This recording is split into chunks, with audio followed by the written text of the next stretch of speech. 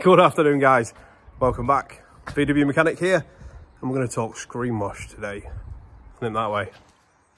So, welcome back to another episode. We're going to talk screen wash today. Seen this issue pop up quite a few times in the last couple of weeks, particularly with it being cold here in the UK.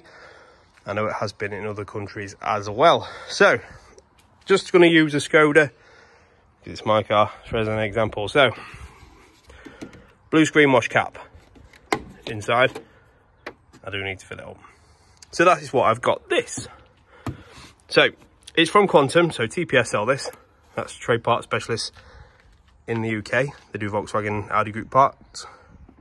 And this one's particularly for fan washer jets. If you've got a Volkswagen Audi Group, 9 times out of 10, if your jets just fan across the windscreen, this is the one for you. You could dilute it so it protects the car down to -30. And it's not going to get that cold in here in England. It potentially may do in other countries. So you can use it on all washer systems as well. So this is just an example. There's loads of brands out there, loads of different manufacturers, everything like that. So we'll have a quick look at the instructions, and it gives you directions. So there you go, simple as that. Pause the screen here to get your ratios. You can pretty much use these ratios across the board. They are a good ratio. So I usually mix it up in a bottle. I'm not going to fill it up today because you guys out there have seen screen wash and probably filled it up yourself. The main aim of the game today is, last couple of weeks I've seen people just filling this up with just plain water. Although it works, and it does, it's not good. So what happens is, when water gets to 0, it'll freeze. Now when water freezes, it expands. That's not great. So what happens is it'll expand inside the tank. So the tank's all the way down in the depths there, and could potentially crack the tank. Not only that, it will sit in the pump, which sits at the bottom of the tank as well, and freeze in there. Now what happens is it could crack the pump, damage the pump. It could also, as soon as you press the button on the dash or the stalk, blow the fuse or burn the pump out. Some are fuse controlled and some are body controlled, so body module controlled. So it may have a fuse, it may not, so depending on which vehicle you have. Nonetheless, it freezes, expands and causes issues. Same with coolant, but I'm not going to get on to that one today. So I've opened up my car just to show you, really. So if this has happened, I'm not saying this is going to be the cure every time. It's always worth a check. So what we have here is the Skoda owner's manual. Now, not all cars come with manuals. I appreciate that. You can find the information out online. And all we do, go to the back of the book, and it gives you the index and fuses. So, not always, but again, on this car, it's inside. So 233 is where we need. So we'll scroll over to 233. And it's even called a do-it-yourself section. Winner. And that's what the fuse box looks like on the inside.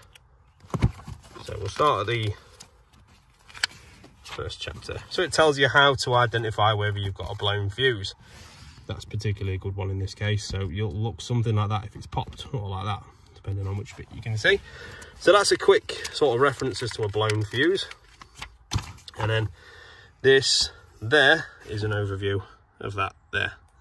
So these grey ones here are relays, so they'll be on a separate section. That's why they're greyed out. So we'll have a look and we'll see. I'm totally doing this on camera blind because I'm not sure if this car has a fuse for the wipers. Or the washers, sorry. So this car in particular is body controlled. So it has a control module inside that controls all the lights and everything like that will switch the pump on when I ask it to via the stalk. So just for reference, I've seen this a lot on Volkswagen Polos and Volkswagen Alps at this moment in time. So that'll go over to Skoda Octavia, the older version, Citigo, Me, anything like that. You'll find you have your fuses here. Now in your book, if you can get hold of one, find out which fuse references your washer. So usually it's either a 7.5 amp small one, it could be a 7.5 amp small one, or a 10 amp small one, or even the bigger ones, depending on your car. Again, quick reference, check your fuses first, and obviously if your washer bottle's frozen, it ain't gonna work. So defrost your bottle, always use a good concentration of screen wash so it can't freeze in the first place. But if your washer pump stopped working but your wipers still go, then check your fuses, guys. That manual or the internet is your best friend here. Check them, make sure they all work, and then job's a carrot. So I'm in the footwell now. It'd have been nice to show you a blown fuse. Obviously I can't, mine are working to keep the screen wash concentration just perfect. So again, go back to the beginning of the video, you'll see the concentrations on the screen wash. Use a good quality screen wash. Lesser quality screen washes create like a wax and they turn into like a gloopy mess and block the filters on the pump anyway.